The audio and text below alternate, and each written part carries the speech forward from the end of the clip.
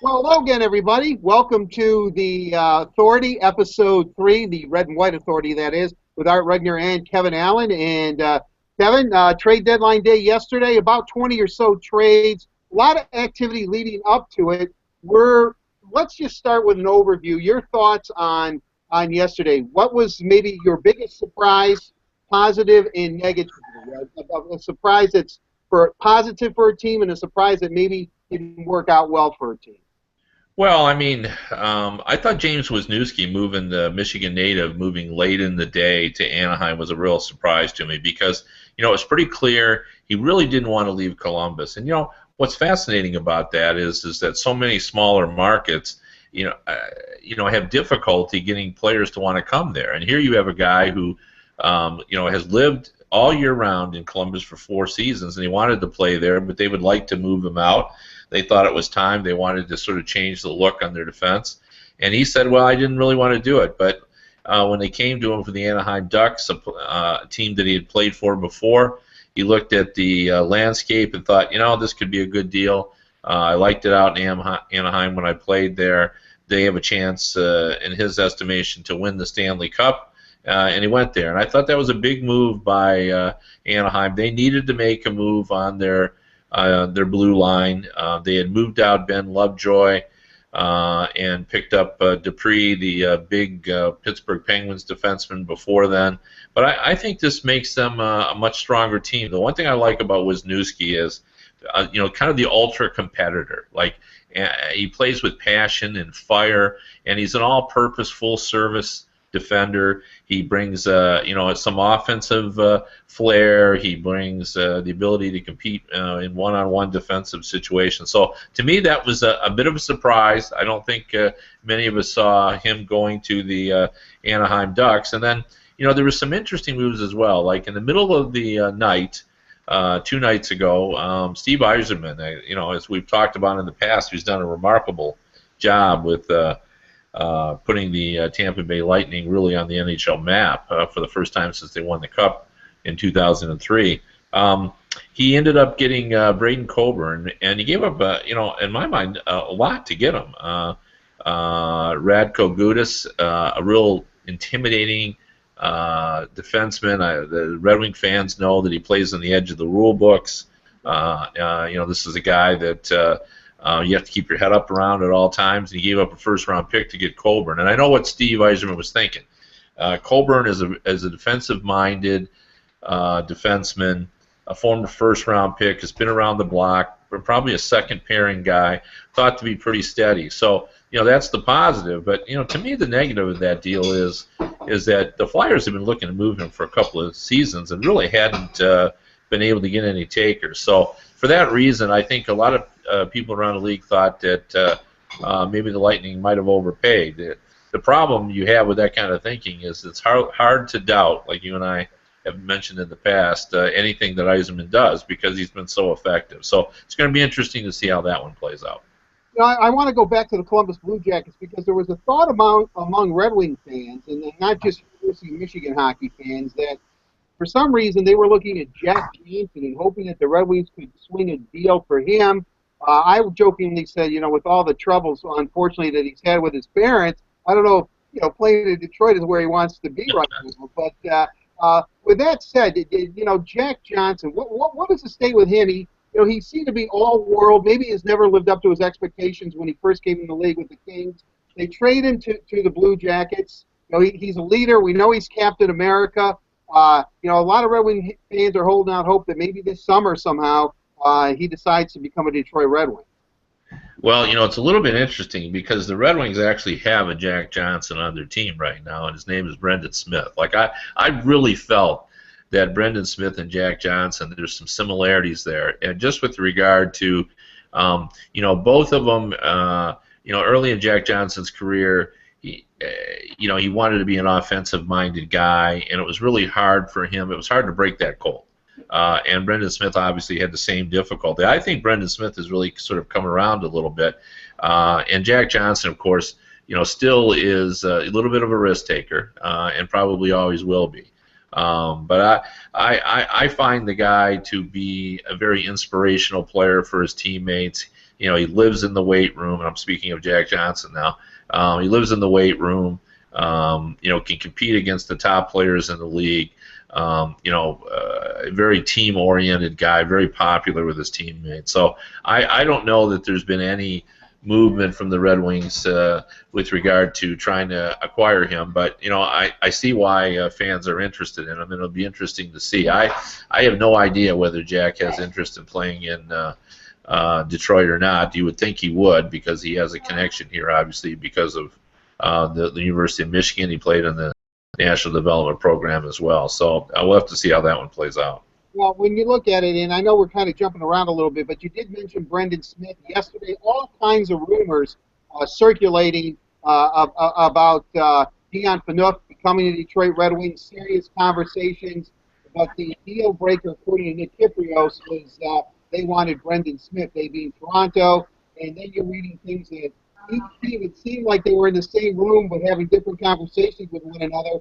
And when they kind of figured out that they weren't going to be able to work out anything, Detroit thought the deal was going this way, and Toronto thought it was going that way. It kind of broke down. Can you give us any kind of insight into what happened? How close was Dion Phaneuf to being a Red Wing? I don't think all that close at all. I think this was a classic case of both sides having completely different viewpoints on the type of transaction that would be required. I think the Toronto Maple Leafs viewed that as we've got a premium player here and we expect premium return. I think the Red Wings viewed it as the Maple Leafs have a problem. They have a guy they want to get rid of. He's a $7 million cap hit, which is a little bit high for a player of his status now. And I think the Red Wings said, "Look, we'll make this deal and help you get rid of this cap hit." So when you have two different approaches like that, I don't think you're going to get it done. I think the Red Wings were intrigued by the idea that Dion Phaneuf would be a interesting second pairing defenseman, because he brings an element that the Red Wings don't have a lot of, which is really a toughness and a grit. He's a real fiery guy. He'll take he'll throw some hits. Like Nicholas Cronwell, as we all know, is a big time hitter, but he picks the spots where I think Phaneuf is a bit more of a loose cannon. He also has some offensive instincts. He has a pretty big shot. So I think they were intrigued by it, but I think they would have been more intrigued by if the Toronto had said, well, we'll eat some of that salary, we'll get it down to about a $5 million cap hit, and then we can work out some prospects. I don't think the Red Wings ever intended to offer, Mo Mantha or Dylan Larkin or a first-round pick. I think they saw it more as B+ prospects, and perhaps some draft picks and maybe a player off the roster. And because of that, I don't think they ever really got close. It was pretty clear the word came out of the Red Wings organization in the middle of the day, hey, stop pushing for this. I know on the television broadcast they made it clear that the Red Wings were not in on it. So I think the Red Wings realized relatively early that they were not thinking the same way. And now, in the summer, I think they'll hold an auction, and guess what? There's going to be takers for Dion Phaneuf. He's intriguing.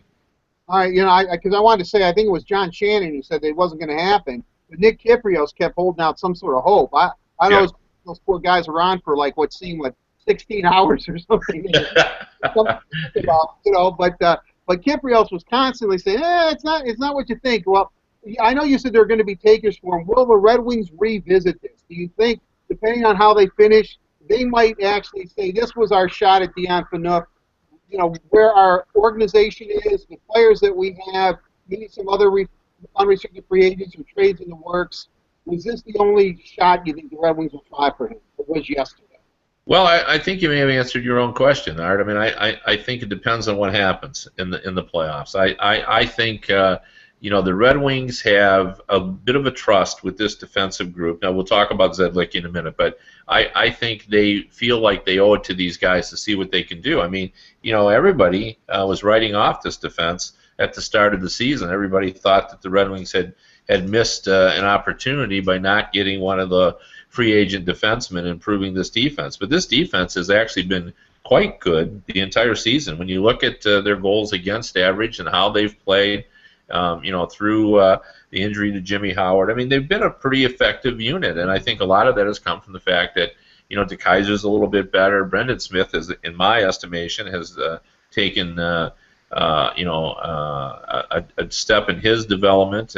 Erickson has stayed healthy. Cronwell, of course, has always been solid, but I think he's even been better than that, this season. So they've been very good. But I do think, depending on what happens here, they're going to, this summer, make some decisions. I think they like Marchenko. I think they like some of their younger players, but traditionally the Red Wings do like experienced and veteran players. So they'll see who's available and take a look at it and see what happens. But I wouldn't rule out them having more discussions about Phaneuf. Kevin, even though we are the Red and White Authority, there's a lot of Blue and White Authority people that listen to this podcast. Of course, I'm talking about our good Canadian friends south of the border here in Detroit, in Windsor, that are Leaf fans. Are you surprised that Toronto didn't really move a lot of big names or blow it up?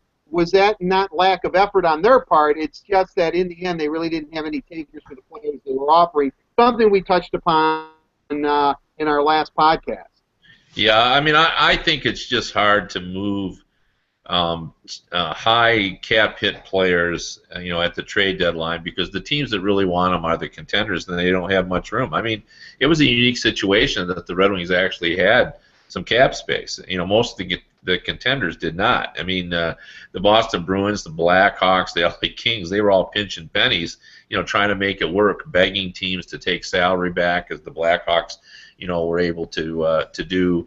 The Bruins ended up, making a trade for a player, Brett Connolly, who was on an entry-level contract to get the score they needed because they really couldn't afford to add, a player making a lot of salary. The Minnesota Wild finally agreed to take Chris Stewart, but Buffalo had to eat half his salary. There was a lot of that going on, and I think, because of that, it made it just almost impossible for the Maple Leafs to move a Kessel or a Dion Phaneuf. But saying that, I was a little bit surprised that we didn't see a couple more of their players go. I think it must say a lot about Roman Pollock. I had the impression as that day wore on that the Maple Leafs have decided, because Roman Pollock is known as a character guy.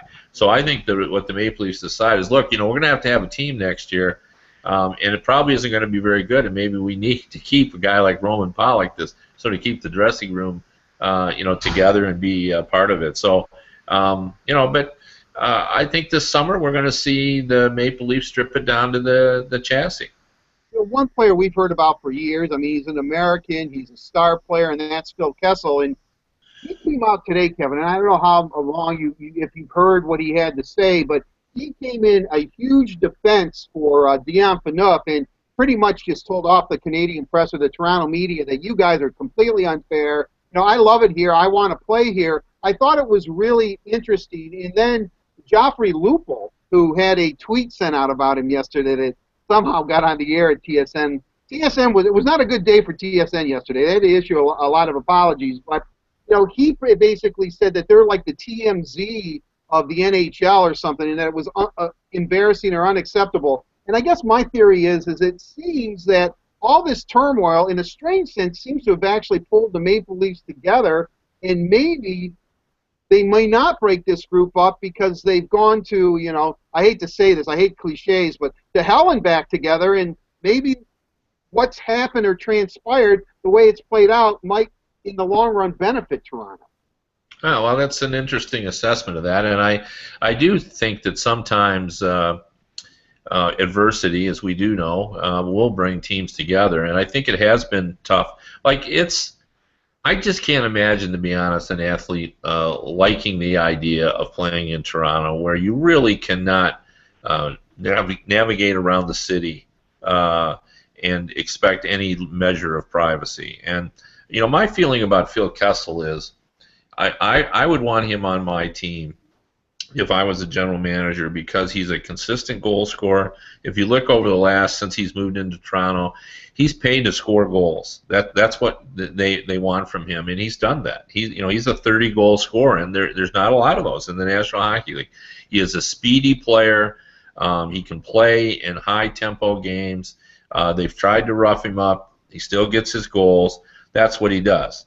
The problem is the Maple Leafs expected him to be a leader, and I don't think Phil Kessel is that, and I don't think that's an indictment on his character.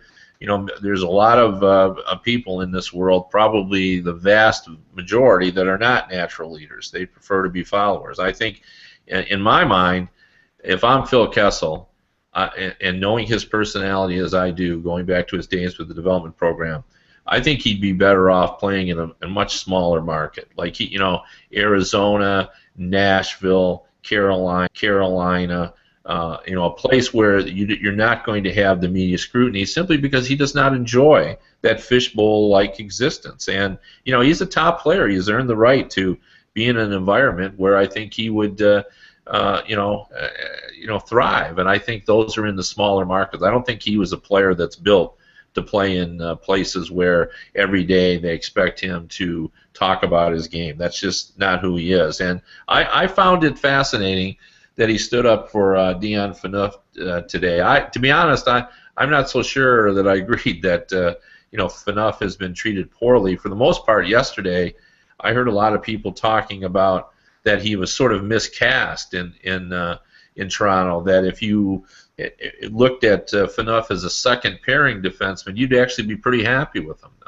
Maybe he's being overpaid for that job, but imagine if he was your second pairing, because as I mentioned, he brings a lot of elements that you like in a defenseman. He's physical, a big shot, and everything else. The problem is he's paid a little bit too much, and he's not a captain. Again, bring back the fan issue when the team earlier in the year decided not to salute the fans.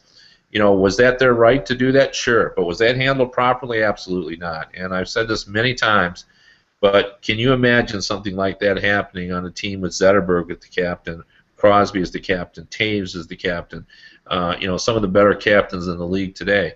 So it happened on Phaneuf's watch, and I think it set sort of a tone that people thought, okay, he's really not equipped to be a great captain. But I think Phaneuf is a valuable player, and I think teams will certainly step up. But it was hard for the Maple Leafs to move those players right now. Well, to really kind of sum it all up, I know sometimes I have a tendency to go off on the Leafs a little bit. As I explained, I've watched them my whole life on Hockey Night in Canada, almost as much. I've seen quite a few more Red Wing games, but still, it seemed that what was coming out of Toronto yesterday is that they're not bad hockey players. Even Joffrey Lupul or Phil Kessel or Dion Phaneuf, where the Leafs made their mistake was not only giving them a lot of money and making their contracts, pretty tough to move, but they also miscalculated their leadership capabilities and their personalities. So they thrust them into a role that they're not comfortable with, and that's why, as you just said, and Roman Polak is a perfect example, they need somebody who's going to kind of band these guys together, and that's why Polak is probably that guy. And now they have these other players who are good hockey players, as you said, and just don't have any idea, really what to do with them besides move them. I mean, it's a real curious situation. Brendan Shanahan, I know Brendan Shanahan, all due respect to Dave Nonis, but I can't see Brendan not, really sticking his hand in the cookie jar and either deciding to close the lid or just, breaking the whole jar wide open. I mean, it's going to be Brendan Shanahan who's going to do this, and I think he's going to be pretty proactive. And so I'm almost fascinated based on, what Stevie has done and now, Brendan, heck, I even followed the KHL club that Sergei's handling, but he seems to turn around a little bit. I mean, these guys are guys that we know, Kevin, and they're turning out to be pretty shrewd executives. Well, absolutely. And, you look at Ken Holland's cabinet right now. Maltby, Draper, Chelios, Yuri Fisher, all involved. I mean, these are guys that were all players on the team. These are respected players. And that's what the Red Wings have done. In addition to developing players, they've developed players to be members of management and to take positions, within the organization. Mark Howe obviously played here and is a very valuable, pro scout. Jim Nill played here and, now is a terrific general manager. And, look at the coaches that Mike Babcock developed. This is why Detroit is a premier franchise, because, they do everything, the right way. But, I've known Brendan for a long time. I got to know him when he was a player, and when he was with the league office, I talked to him a lot because of the supplemental discipline, and I've interviewed him many times. And I think he knows what goes into a good hockey team, and I think they need to find a temporary leader, because I think by the time this team is really ready to contend for a Stanley Cup, there could be a younger player that emerges. They're in the Connor McDavid sweepstakes. They could get him or Eichel, and that could be one of the guys. That's impossible. And of course, can you imagine the Twitter will blow up if the Maple Leafs won the Connor McDavid sweepstakes? If they won the lottery, people will be putting forth every conspiracy theory known to man. But you're right, for Patrick Ewing. Remember, that's. Oh yeah, no, that's right. I'm actually going to write a story about the process, just because I know there'll be people talking about that. The one funny thing about that is, most people don't realize this, but the draft lottery, people always say, well, it should be transparent. Actually, it is. Every year they actually put it on NHL.com, but nobody ever goes and looks at it. They actually show how it goes, and they hire an accounting firm, just like they do for the player voting. But people don't pay attention to that. But I guarantee you, people will be paying attention this year, because it is Connor McDavid. But I think this summer we'll see a few more veterans that'll be moved out, and I don't think everyone has to be moved out. I mean, I think you got to make a decision about Kadri. Is he your guy or not? I mean, he's got a cockiness to him, a bit of an arrogance. Sometimes that's good with a player. They just have to make that decision whether it's good or bad in his case. But I wouldn't trade James Van Riemsdyk. I think he's a consistent scorer. Bozak to me is a pretty good number 2 center for $4 million, maybe even a 3 center. Like, if Bozak was your 3rd center, wouldn't you be pretty happy with that? So I think you just got to stay the course. There's some speculation now that Brendan might even keep Dave Nonis, that he's done a pretty good job of disassembling. He's acquiring some draft picks and doing a good job, and the two-headed monster has become an accepted management strategy now. We have that in Calgary with Brian Burke and Brad Treliving. We have it in Columbus with Kekalainen and John Davidson as the president, and now we have it in Toronto. So that's sort of an acceptable way to do business now in the management standpoint. But here in Detroit, in the end, it's still Kenny Holland, right? Oh, absolutely. Yeah, there's and that's 3 teams, and there are 30 teams. But yeah, I mean, it's Ken Holland has total autonomy. There's no one overlooking him, other than I'm sure he and Mr. Ilitch speak on occasion. But other than that, Ken makes the ultimate decision. The one thing I will say about Ken Holland's strategy, because I've had discussions with about him, as I'm sure you have as well, and he does actually do have that cabinet that I've talked about. In the old days, that cabinet used to include Jimmy Devellano, who's still involved, and used to be Scotty Bowman, Jim Nill. I mean, can you imagine? I mean, what a great Mike Babcock, what a great bunch of hockey minds would sit around a table, and then he would ask everyone, Kenny would ask everyone their opinion, and then he'd make the ultimate decision. And what a great way to do business when you have guys that you can trust. And and I would say from that group, you get their honest opinion. I don't think they come in and say what they think Kenny wants them to say. I think they come in saying their opinion, and Holland listens to it all and makes his decision.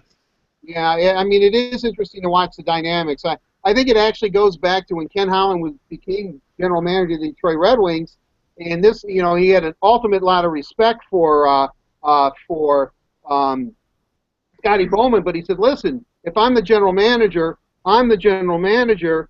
I want total autonomy, like you said. I'm the guy who's the bottom line guy, and that's never really changed. Yeah, no, that hasn't. And there's a great story of when Ken Holland got the job, he went to see Scotty Bowman, and before he took it, in fact, he went to talk to Scotty. He wanted to make sure that Scotty would accept him. As the GM. I mean, he was a new guy. He had moved up from the ranks from a scout. He was thinking. I mean, he tells a great story about Holland. I'm speaking about actually considering becoming a vacuum salesman.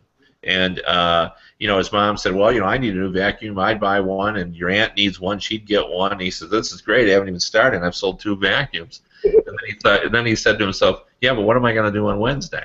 And just at that time, Jimmy Devellano called and offered him a scouting position. And what makes the story interesting is Kenny was very excited about it, and he said, "I'm taking it." He goes, and Jim Devellano said, "Yeah, but I won't give it to you until I talk to your wife." And he got Holland's wife on the phone and explained the job and said, "You've got to understand how many days he's going to be on the road." And Holland's wife said, "Well, I understand, but this is what he wants to do." And the rest is history. And why you've had this continuous string of quality management. Devellano, passing the torch to Kenny Holland, and then him, allowing guys like Yzerman and Jim Nill to learn and to move on as well, and Brendan Shanahan and all the other people that I've mentioned. When we look at I wanted to go back. I thought about Connolly being moved by Tampa Bay. I remember when he was drafted, Kevin, and everyone said, "Wow, this was a gamble," because he had injury problems, and they say, "Wow." And Yzerman obviously took his time with him, and he kind of nurtured him. I was surprised that he moved him. I'll be honest with you, because Stevie, it seemed that he really liked him a lot. Yet, is this because Johnson basically has come out of nowhere and allowed him to make this deal? Because I was when I first heard it, I said, "Okay, Connolly, it can't be Brett Connolly. It's got to be somebody else," because it seemed like Stevie invested, as I said, a lot of time in it. Yeah, well, but Yzerman has a lot of weapons, offensive weapons, and I think that's what it came down to. You got you got a number 2 line there, led by Tyler Johnson and Palat, who's performing even at a higher level than the first line. Now, that's not a criticism of Stamkos, because I think he's still in the top 4 most dangerous players in the league. But he has a lot of firepower up front, and I think this was just the opportunity to. He wanted to get some draft picks back, because he knew he was going to give up a lot to get Colburn. I think Yzerman believes, and rightfully so, in my opinion, that he has a chance to win it this year. I mean, I believe that team can get to the final. If Bishop plays well, why not? And he must really like Colburn, and he's been a very solid defenseman for a very long time. He was a former first-round pick. So sometimes the deals are a little bit more complicated than we in the media want to make them, and sometimes it goes beyond just how that particular player is playing, but it's acquiring other draft picks that allow you to make that move, because you have to. It's a moving target. You have to not only make the team strong now to make the run at the Cup, but you also have to plan on what the team is going to be like down the road. And I think that's what they decided, that it was worth giving up Connolly and getting Colburn, going for it now, and not giving up too much of the future. Before we really hone in on the Red Wings, I know everybody that is listening wants to really hear what we have to say about what Detroit did. Let's look at the Atlantic Division specifically and some of the other teams. Everyone thought that Boston, not lack of trying by Peter Chiarelli for sure. I mean, you wanted to do some moves. I know you wrote about it today in USA Today, but let's first go to Boston. I mean, I think they tried. They seemed to be in on everybody. It was kind of like the Red Wings in unrestricted free agency last summer. They were in on a lot of people. They didn't get virtually anybody that they wanted. But how do you think Boston's doing? And do you think, because of what Florida, and we'll get to them in a second, what Florida was able to do, getting Jaromir Jagr, who has paid off immediate dividends, that maybe the Bruins are in jeopardy and that maybe they will be surpassed by the Panthers? Well, that's a great question. I have faith in Claude Julien. I think they'll hang on there. But I like Dale Talon in Florida, and I love the Jagr deal. And I like the way they approached the trade deadline. They moved out Bergenheim, they moved out Fleischman, who were going to be unrestricted free agents. They got back 2 third-round picks and then gave up a second and a third to get Yager. So it was almost, not quite, but it was almost Bergenheim and Fleischman for Yager. Right. So they didn't sacrifice any of their future, and they got a guy who they could help them more than those other 2 players were. I mean, Bergenheim had really fallen in Gerard Gallant's doghouse. So I like what Florida did. I think they gave themselves a shot.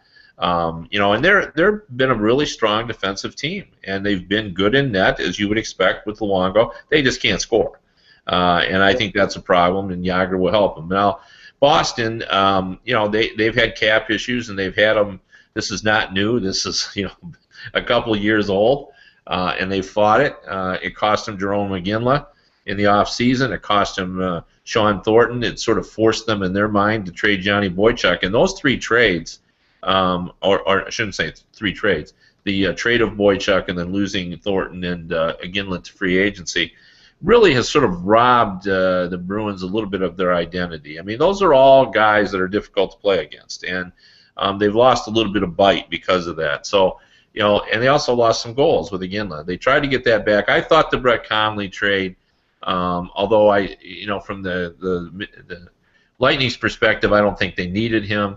I thought that was a pretty good roll of the dice by Chiarelli to get a guy who's still young with some upside who could be on the team forever. But more importantly, he's an $867,000 player, so it doesn't kill your cap hit. Now the subtle deal that he made, and Colorado retained some of his salary, was getting Max Talbot, who Red Wing fans will remember for delivering the big 2-goal game that won the Penguins the Cup on Joe Louis ice. But Talbot is a feisty playoff-style forward. He's a third liner, but they need to rebuild their bottom 2 lines, and I thought this was a pretty good step, and it didn't cost them a lot. So, I mean, I like the moves he made. It wasn't like it dramatically changed the team, and I think they're going to have enough to hang on and hold off Florida. But they're not as strong as they were last season. For sure. And I think the schedule, if I'm going off the top of my head, I believe towards the end of the season, and we're getting there, I know, with only 20-some-odd games by most teams, but actually a little under 20, that Florida and Boston play 3 times. Those are going to be big games. Oh, for sure.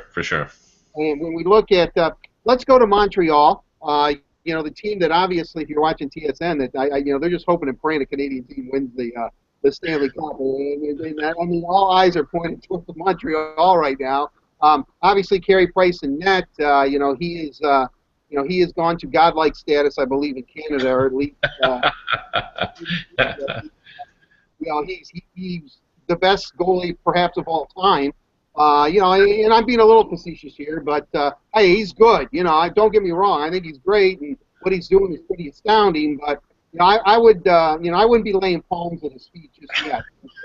But with that said, a player that has local ties here. His dad's won a World Series with the Tigers. Dan Petrie. Jeff Petrie grew up here, played for Michigan State, as we said over and over. The Red Wings, according to some reports, had a little bit of interest in him. It seemed like whomever acquired Jeff Petrie was going to have to pay the stars and the moon to get him. And then when you turn it out, it's a second-round pick and then a fifth-rounder, which could morph into a third-rounder, conditional pick, depending on how far the Canadians go in the playoffs.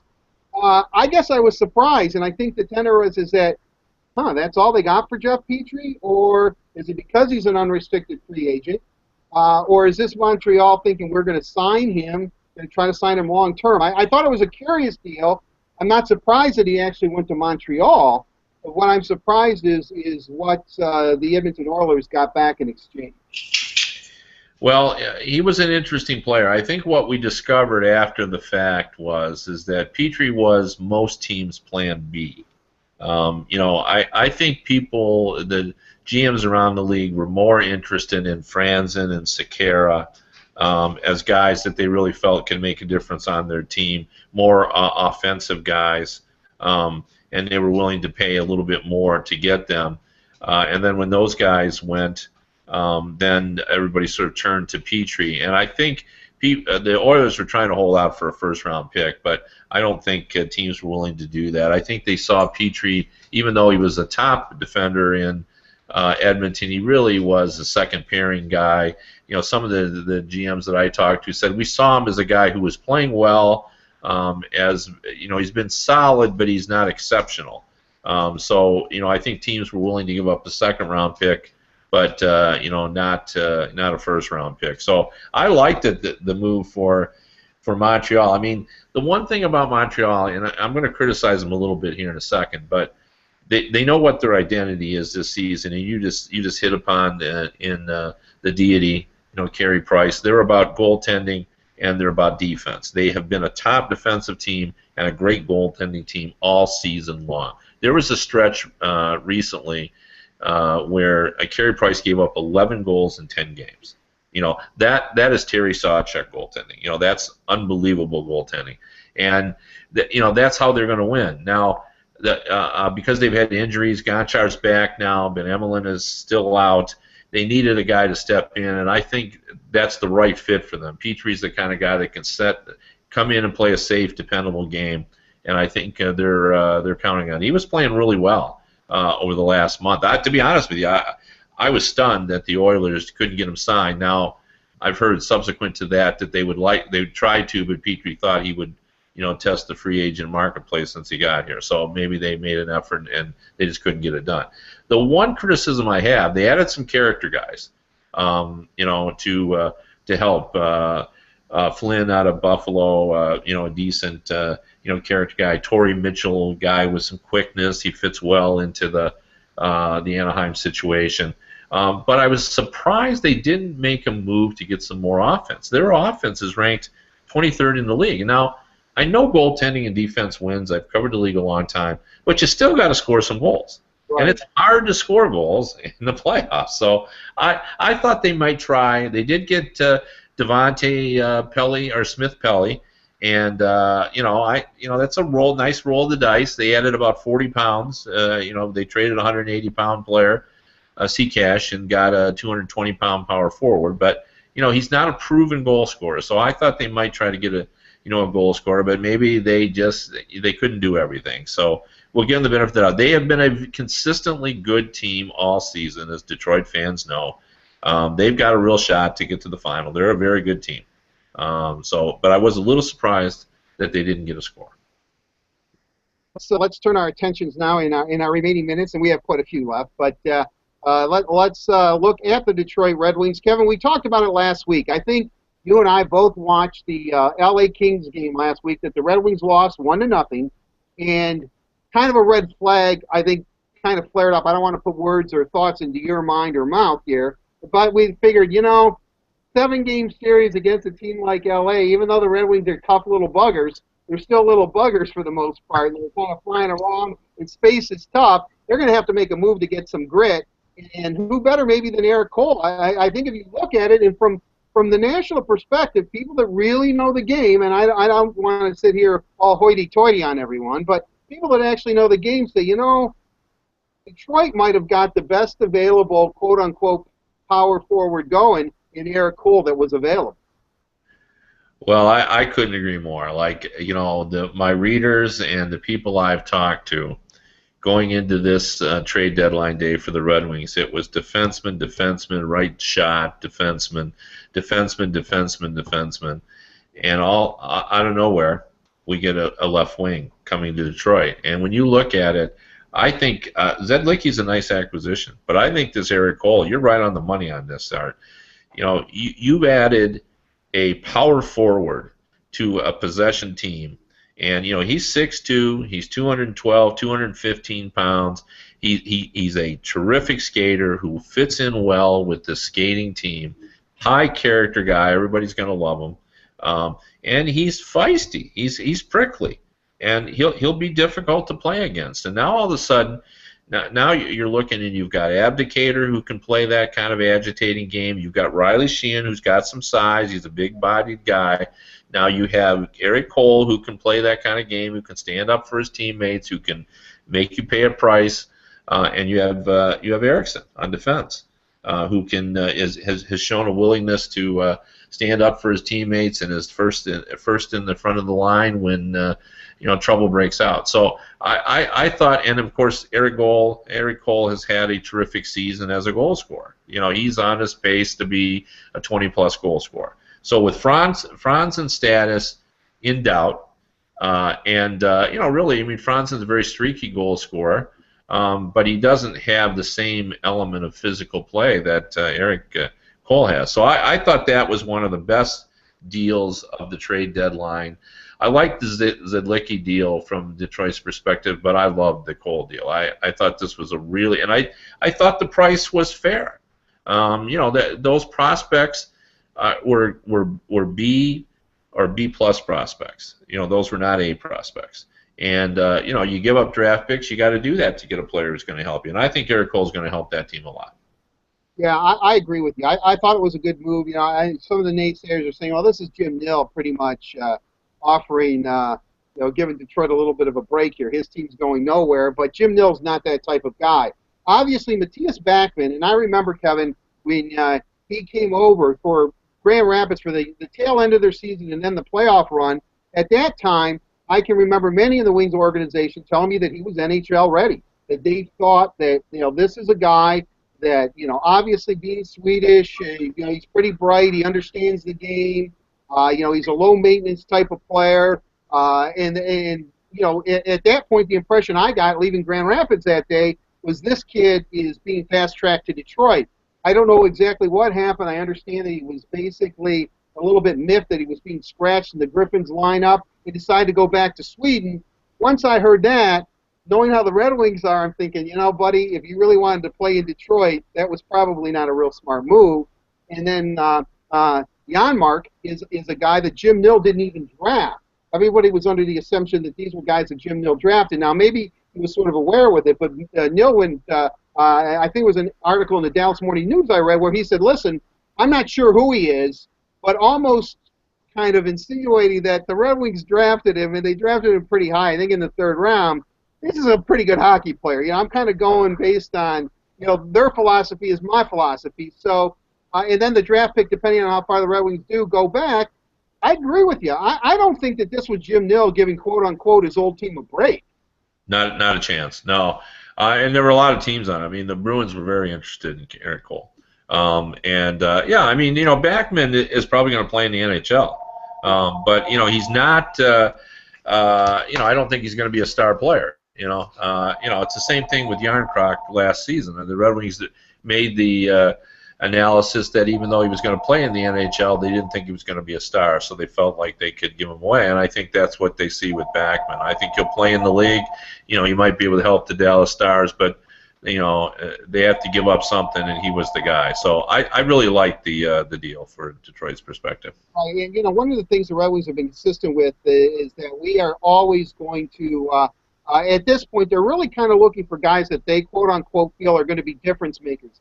For the most part, they've always felt that a lot of their high-end prospects were guys that were third, fourth line guys, fifth, sixth defensemen. I think they surprised themselves where they have guys that are better than that. Yet, if you look at the overall thing at this point, I think the Red Wings feel that they're in a pretty good position with their prospects. So dealing these guys, the old addition by subtraction, and the big that they are full. Now, do you see, Kevin, looking into the future, depending on how Eric Cole does, I assume that he play here in Detroit, that he will be able to, that the Red Wings may consider maybe bringing him back. Yeah, I think it's a possibility. I mean, he is older. He's 36 years old, but he can still skate. And the one thing, anybody who knows the Red Wings history is they have not been fearful of having older players. If you can play, they don't ask to see your birth certificate. I think we'll have to see how he does. Now, I will say, and I like Eric Cole a lot, that he has played well in some places and not well in others. He was really good in Carolina, didn't play as well when he was with the other teams, and now when he got to Dallas, he's played well. So he's sort of had some issues, but some players adjust better than others to circumstances and coaches and so forth. So we'll have to see how that meshes. But I like the move, and we haven't talked about Zidlicki yet. And what I like about Zidlicki is, the Red Wings have tried to get him a couple of times. They think he fits real well, like he was born to be a Red Wing. He's a puck possession, transition defenseman who can really move the puck up to the forward group with a great level of efficiency. So I think the fans will be happy with him. He's not a great defender. Brian Rafalski was a similar offensive player, but what made Rafalski a U.S. Hockey Hall of Famer was the fact he was also a terrific one-on-one defender. So we won't see that out of Zidlicki. He's not a great defender, but I think he is a very, very effective transition defenseman, and I think he'll be re-energized, by the trade. So. Yeah, I am. So. Zidlicki obviously a rental in your mind, therefore maybe perhaps a rental, but maybe they might, depending on how it plays out, they may sign him for a year or two. Yeah, no, I mean it's possible. Again, he's an older player. Now, one thing I will say about Zidlicki is one of the reasons he didn't want to come to Detroit in the past was the fact that he likes it in the New York area. His family really likes it there. So, it'll be interesting to see, how he fits together. And, the Red Wings have a lot of younger defensemen coming. So, they'll have some decisions to make this season, and I think how they perform in the postseason will help them make those decisions. And, I think the defense is key. And, the other thing, and, we have to keep talking about this. I'm sure people are tired about it, but it also matters who's going to be the coach next season. So, I think all of that will sort of play out this summer, and they'll make some decisions on what the defense will look like next year. Before we can hey, I think every red and white authority we should, depending and no matter what the episode number is, we're going to talk about Mike Babcock and his future. I think I think we owe it to our fans and ourselves here. But with that said, when I look at it, a real interesting name, and I put this out at Twitter, and you can follow me at Twitter at Arthur J. Regner if you want. But I put it out when they got Eric Cole. Is this the last we've seen of Johan Franzen? And I think that even though that would be a popular decision among many Red Wing fans, Ken Holland, when you bring up Johan Franzen or anybody in the Red Wing organization, they all kind of shake their heads. They all tell you, yeah, we wish he would score more consistently.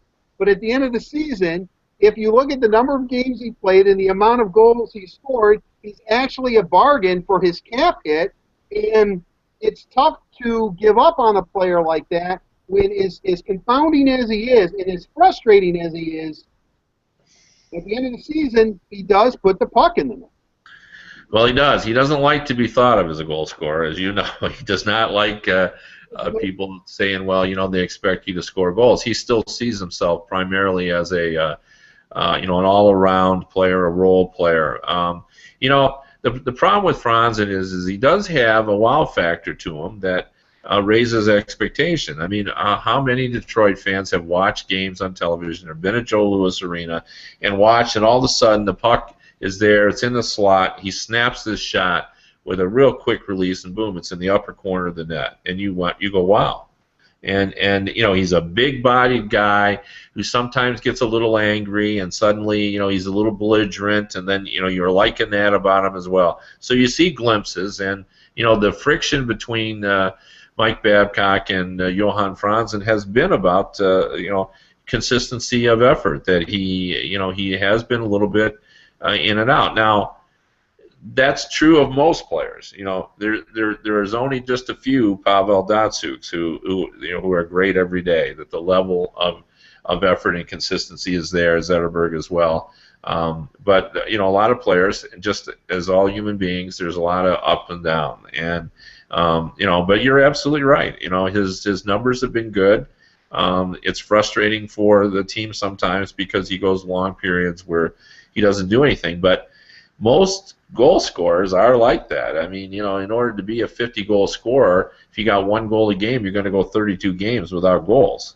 So generally you don't get 50 goals in 50 games. So you're going to have some periods in there where you're going to go 4 and 5 and 6 and 8 and 10 games without goals, and then you're going to have some periods when you go 6 and 7 or 7 and 8 as Franzen does. So the Red Wings, I think the bigger concern here is whether or not health will rob Johan Franzen of a career. I mean, it's not out of the realm of possibility. I mean, I don't have any inside information, but this has gone on so long now that you have to wonder. I mean, we've seen issues with concussions that have cost players their careers. So I don't have any inside information, but you got to be concerned about it if you're the Red Wings. Kevin, that's my next question. Now, obviously it is a concussion issue, and we know how serious concussions are in professional sports, regardless of the league. And everybody's different when you have a concussion or how you respond and come back from it. If he is forced to retire because of concussions, and I'm not saying this, it's wild speculation, what kind of ramifications does that have on the Red Wings and their salary cap and the remainder of that contract? I think even though the cap hit's the same, I think it starts to decrease beginning next season. It might be the season after that where towards the end he's only making $1 million a season, even though I guess it counts as, 3.9 or 4.9 million against the cap. Yeah, well, they would get cap relief on the long term. He was not 35 years old when he signed the contract, so they would get long-term cap relief. So it would not have, cap ramifications. I mean, they'd be able to replace him. Now, the issue is, and I don't have any idea whether or not his contract is insured. Now, for a Mike Ilitch team, that's not an issue, but it was an issue. I mean, one of the reasons why the Columbus Blue Jackets, traded Horton's contract and took back the Clarkson's contract is that Horton is injured and the contract is not insured. So they were on the hook to actually pay the money. The cap hit didn't matter to them because they were not a cap team. They don't go to the cap limit. The money mattered. So they were paying a player and not getting anything from him. That's why they were willing to take Clarkson's contract, because at least they have a player on the ice that they're paying that money to. And the reason that the Maple Leafs were willing to take Horton's contract is that when they're ready to compete, they can pay him that money, but they will get the cap relief. And so what that means is if they went to the cap, they could go $5 million over the cap because they're paying him the money and he's not playing for them. So there would be a trade-off if like right now the Red Wings have cap relief on Johan Franzen because he has been out more than 10 games in 24 days. Well, yeah, it'll be interesting. I wish the Mule the best, really. I mean, he's a good guy, and I know he is. He's very frustrating at times, but I would hate to see him have to retire because of concussion. I'd like to see him at least try to go out under his own terms or have a mutual parting of the ways where, a medical decision, it's tough. But, I mean, that's part of the game, though, too. I mean, athletes will tell you they're always one play away from the end. So. Oh, absolutely. And you don't have any idea which way it comes. I mean, just remember Sidney Crosby went through this for 2 years, and then it's come back and he has, played. So, sometimes players do come back, and Michael Stewart, who is the chief medical officer for USA Hockey, who has a great understanding of concussions, has the best line of all. I asked him what he tells athletes when they come to him for a concussion analysis and about how long they will be out. And he says, I tell them they will be out somewhere between 3 weeks and forever. and the point is that it's really difficult to know that everybody is different. So. Yeah, we're telling you guys you can let them out or feed them very, very soon. Cats are very quick if you want to. Yeah, cats are better for the podcast. So. Yeah. But I'm more curious. Let's kind of sum it up with the Red Wings. Let me ask you something. And fans ever have lamented the fact that they chose Franzen over Marian Hossa. Real story behind that, because they've gotten kind of mixed reviews, and they actually probably could have signed both. Although this is from more of a Detroit management perspective, where in the end, Hossa, as much as he liked it here and wanted to be here, Chicago was a little more attractive, not so much monetarily, but it came down to the club itself. Yeah, no, that's right. And if you remember back too, Franzen was the first to sign, and they were happy to have him. I mean, they at that point they wanted to make sure they got at least one of them. They wanted two of them, and Franzen was willing to stay here. This was the Swedish Red Wings, and he did want to stay there. So, and that turned out to be a good contract, as you pointed out. The cap hit is not so bad. It's under, I think it's 4.9, isn't it? Yeah, it is 4.9. I think. Yeah, yeah. So I mean, it's under 5 million, and we're reaching the point now, and a lot of fans, can't seem to get their arms around this, but we're probably only a couple of years away, 3 at the most, where the salary cap would be $80 million. So if you think that your roster of 23 people is going to have maybe 6 or 7 guys that are going to be $1 million players or down near the minimum in the entry level contracts or even less, then essentially you're going to have 16 players making about $73 million. So if you do the math on that, the average salary of those players is going to be up there. 4 times 16 is to 64, so it'll be over $4 million per player. So we're not that far from $5 million being a pretty average salary for the majority of your players. So that's really an okay cap hit. But I still think the Red Wings would have really benefited if they could have kept Hossa. I mean, Hossa, in addition to being a terrific offensive player, was a terrific defensive player as well. He's one of the better defensive forwards in the league. He's a very effective player.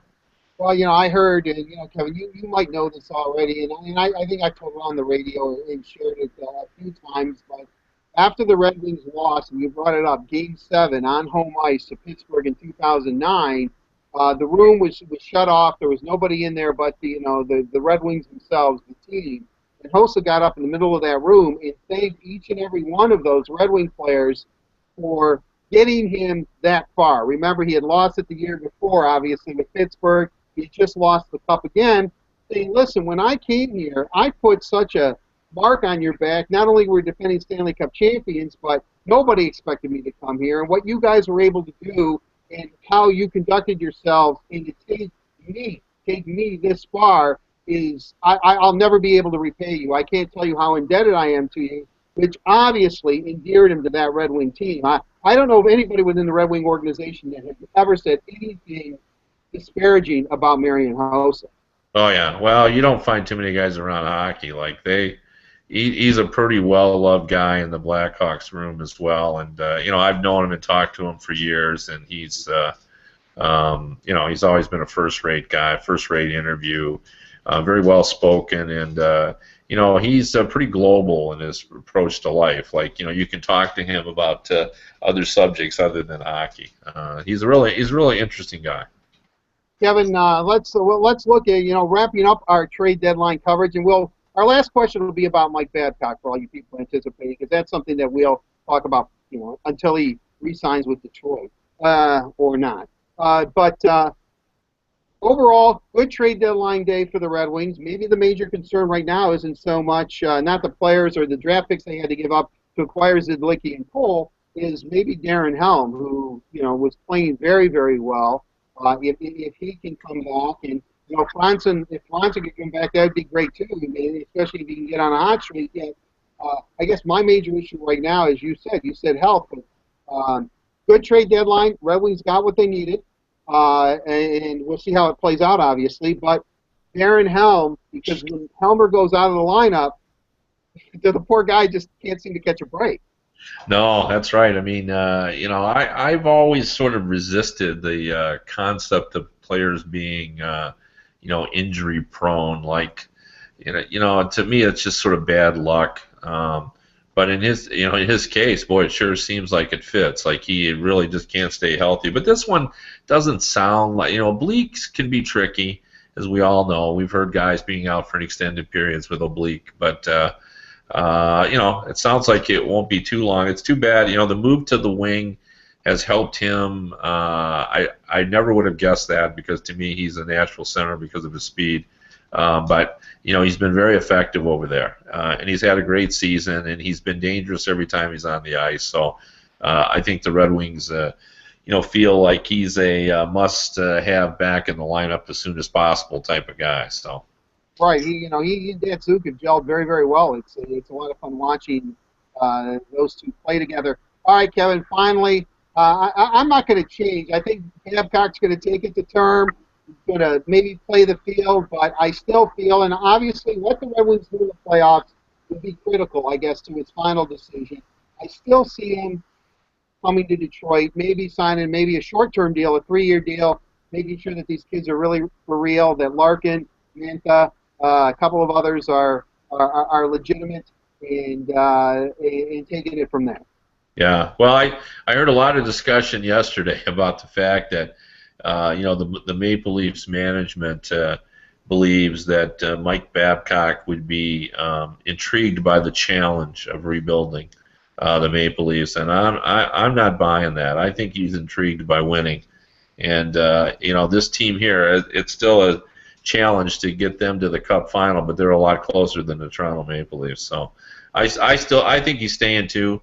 I think he likes it here. I think this is a guy that runs along the Detroit River every day. He goes into his office leaves his house at the same time every morning. He's a Michigan guy now. So I think he'll stay. I do.